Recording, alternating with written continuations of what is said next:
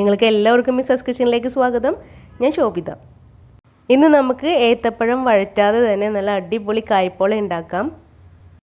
പഴം പഴുത്തു പോയാലും കുഴപ്പമില്ല. നമ്മൾ നെയ്യിലും വെളിച്ചെണ്ണയിലൊക്കെ വഴറ്റി ഉണ്ടാക്കുന്ന കായ്പോളയുടെ ഏതാണ്ട് അതേ രുചിയിൽ തന്നെ ആയിരിക്കും ഇങ്ങനെ ഉണ്ടാക്കിയാലും കായ്പോളൊക്കെ ഉണ്ടാവുക. വല്ലാണ്ട് പഴുത്ത പഴം വേണമെന്നൊരു നിർബന്ധമില്ല കേട്ടോ.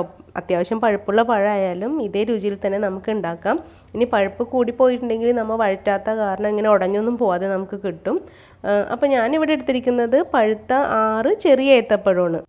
വലിയ ഏത്തപ്പഴമാണ് കയ്യിലുള്ളതെങ്കിൽ നമുക്ക് 4 വരെ എടുക്കാം. ഈ പഴം ചെറുതായിട്ടൊന്ന് കട്ട് ചെയ്തെടുക്കുക, അത്രമാത്രം ചെയ്താൽ മതി. ഇതുപോലെ ഞാൻ എല്ലാം കട്ട് ചെയ്ത് ഒരു ബൗളിലേക്ക് ഇട്ട് കൊടുത്തിട്ടുണ്ട്. പഴം വഴറ്റുണ്ടാത്തത് കാരണം നമുക്ക് ഒരുപാട് സമയവും ലാഭിക്കാം ഇതുണ്ടാക്കാനായിട്ട്. അപ്പോൾ ഒരു മിക്സിയുടെ ജാറിലേക്ക് നമുക്ക് 3 മുട്ട പൊട്ടിച്ചിട്ട് കൊടുക്കാം. ഇനി ഇതിനകത്തേക്ക് നമുക്ക് 3 ടേബിൾ സ്പൂൺ പഞ്ചസാര ചേർത്ത് കൊടുക്കാം.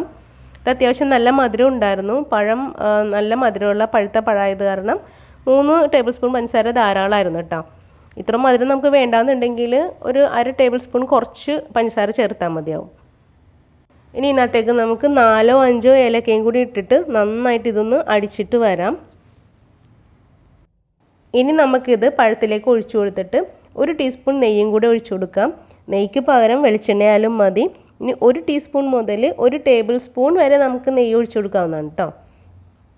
അധികം നെയ്യിൻ്റെ ടേസ്റ്റ് ഇഷ്ടമുള്ളവർക്ക് അതനുസരിച്ച് കുറച്ച് കൂടുതൽ ഒഴിച്ചു കൊടുക്കാവുന്നതാണ്.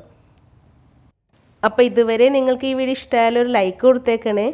ഈ ചാനൽ സബ്സ്ക്രൈബ് ചെയ്യാത്തവർ സബ്സ്ക്രൈബ് ചെയ്ത് തന്നെ സപ്പോർട്ടും കൂടെ ചെയ്തേക്കണേ. ഇനി നമുക്കിതൊന്ന് വേവിച്ചെടുക്കണം. അപ്പോൾ വേവിക്കാനായിട്ട് നമുക്ക് ഫ്രൈ പാനോ സോസ് പാനോ കേക്ക് മോൾഡോ എന്തായാലും എടുക്കാം. അതിനകത്തേക്ക് കുറച്ച് നെയ്യോ ഓയിലോ ഒഴിച്ചിട്ട് ഒന്ന് ഗ്രീസ് ചെയ്തെടുക്കാം. ഞാനിവിടെ ചെറിയൊരു ഫ്രൈ പാനാണ് എടുത്തത്. അതിനകത്തേക്ക് പഴത്തിൻ്റെ കൂട്ടൊഴിച്ച് കൊടുത്തിട്ടുണ്ട്. ഇനി നമുക്കിത് ഈ സ്പൂൺ വെച്ചിട്ട് ഇതുപോലെ ഒന്ന് ലെവൽ ചെയ്തെടുക്കാം. വേണമെന്നുണ്ടെങ്കിൽ കുറച്ച് അണ്ടിപ്പരിപ്പ് വിതറി കൊടുക്കുക. ഞാൻ നുറുക്കിയ കുറച്ച് അണ്ടിപ്പരിപ്പ് വിതറി കൊടുക്കുന്നുണ്ട്. ഒരു 5-6 കിസ്മിസും കൂടി അതിൻ്റെ നടുക്ക് ഇട്ട് കൊടുക്കുന്നുണ്ട്. അപ്പോൾ ഇത് രണ്ടും ഞാൻ വറുത്തതല്ല, വറുക്കാതെയാണ് ഞാൻ ഇതിനകത്തേക്ക് ഇട്ട് കൊടുത്തത്. ഇനി നമുക്കിത് വളരെ ലോ ഫ്ലെയിമിൽ വേണം കുക്ക് ചെയ്തെടുക്കാനായിട്ട്. അപ്പോൾ ഞാൻ ഒരു ഇറ്റാലിയത്തിൻ്റെ ദോശക്കല്ല് 5 മിനിറ്റ് മീഡിയം ഫ്ലെയിമിൽ ഒന്ന് ചൂടാക്കി എടുത്തിട്ടുണ്ട്. അതിൻ്റെ മുകളിലേക്കാണ് ഈ ഫ്രൈ പാൻ വെച്ച് കൊടുത്തത്. അപ്പോൾ ദോശക്കല്ല് വേണമെന്ന് ഒരു നിർബന്ധമില്ല. കുറച്ചും കൂടെ വലിയ ഫ്രൈ പാനിൽ ഈ ഫ്രൈ പാൻ ഇറക്കി വെച്ചാൽ മതി. അല്ലെങ്കിൽ നമ്മൾ സാധാരണ സ്റ്റൗവിൽ കേക്കൊക്കെ എങ്ങനെയാണോ ബേക്ക് ചെയ്യുന്നത് അതുപോലെ ബേക്ക് ചെയ്തെടുത്താൽ മതി. ചില സ്റ്റൗവിൽ വല്ലാണ്ട് ഫ്ലെയിം കുറച്ചിട്ട് നമുക്ക് കുക്ക് ചെയ്യാൻ പറ്റും. അങ്ങനത്തെ സ്റ്റൗ ആണെങ്കിൽ നിങ്ങൾക്ക് ഇതുപോലെ കല്ലിൻ്റെയോ അല്ലെങ്കിൽ വേറെ പാത്രത്തിൻ്റെയോ ആവശ്യമില്ല, നേരിട്ട് സ്റ്റൗവിൽ വെച്ച് കൊടുക്കാം. അപ്പോൾ ലോ ടു മീഡിയം ഫ്ലെയിമിലാണ് വെച്ചത്. ഒരു 15 മിനിറ്റ് ആയിട്ടും നടുക്കൊന്നും കുക്കായിട്ടില്ല. ഇങ്ങനെയൊക്കെ ഉണ്ടാവും, ഒഴുകി പോകുന്ന കണ്ടില്ല. അപ്പോൾ ഒന്നും കൂടി നമുക്കൊരു 10 മിനിറ്റും കൂടെ വെച്ചിട്ട് ഒന്ന് മറിച്ചിട്ട് കൊടുക്കാം. ഏതാണ്ട് 25 മിനിറ്റ് വേണ്ടി വന്നു ഇതുപോലെ ഒന്ന് വെന്ത് കിട്ടാനായിട്ട്. സൈഡിൽ നിന്ന് ഇങ്ങനെ കളറ് മാറി വന്നപ്പോഴാണ് കേട്ടോ ഞാനിതൊന്ന് മറിച്ചിട്ടത്. കായ്പോളയുടെ തിക്നെസ് നമ്മൾ കുറച്ചിട്ടുണ്ടെങ്കിൽ കുക്കിംഗ് ടൈമും അതനുസരിച്ച് നമുക്ക് കുറക്കാം. വേണമെന്നുണ്ടെങ്കിൽ നമുക്ക് ആ ദോശക്കല്ലിലേക്ക് തന്നെ കുറച്ച് ഓയിൽ ഒഴിച്ചിട്ടൊന്ന് മറിച്ചിട്ടാൽ മതി. ഞാൻ കുറച്ചും കൂടെ വലിയ ഫ്രൈ പാൻ എടുത്തിട്ടുണ്ട്. കുറച്ച് നെയ്യ് തടകിയ പാനാണ് കേട്ടോ. അതിനകത്തേക്കൊന്ന് മറിച്ചിട്ട് കൊടുക്കാം.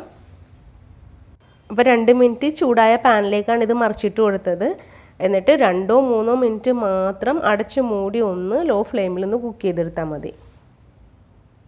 അധികം നേരം വെച്ചിട്ടുണ്ടെങ്കിൽ കരിഞ്ഞു പോകാൻ സാധ്യതയുണ്ട്. അപ്പോൾ അധികം നേരം വെക്കരുത്. ടൈമൊക്കെ നോക്കിയിട്ട് വേണം ഇത് വേവിച്ചെടുക്കാനായിട്ട്. അപ്പോൾ ഇതിൻ്റെ അടിഭാഗം ഒട്ടും കരിഞ്ഞു പോയതല്ല, കളറ് കുറച്ച് മാറിപ്പോയതാണ്. അപ്പോൾ ഇത്രയും ഡാർക്ക് കളർ ആവണ്ടെന്നുണ്ടെങ്കിൽ കുക്കിംഗ് ടൈമിൽ മാറ്റം വരുത്തിയാൽ മതി കേട്ടോ. കൂട്ടിയും കുറക്കൊക്കെ ചെയ്തിട്ട് അങ്ങോട്ടും ഇങ്ങോട്ടൊക്കെ അഡ്ജസ്റ്റ് ചെയ്യാം. അപ്പോൾ രുചിയിലൊന്നും വ്യത്യാസമില്ലാതെ വളരെ ഈസി ആയിട്ട് നിങ്ങളിതുപോലെ ഒരു തവണയെങ്കിലും കായ്പോള ഉണ്ടാക്കണം. ഉണ്ടാക്കിയിട്ട് നിങ്ങളുടെ അഭിപ്രായങ്ങളും നിർദ്ദേശങ്ങളും എന്നെ കമൻറ്റ് ബോക്സിൽ അറിയിക്കണം. ഈ വീഡിയോ നിങ്ങളുടെ ഫ്രണ്ട്സ് ആൻഡ് ഫാമിലിക്ക് ഒന്ന് ഷെയറും കൂടെ ചെയ്തേക്കണേ. താങ്ക്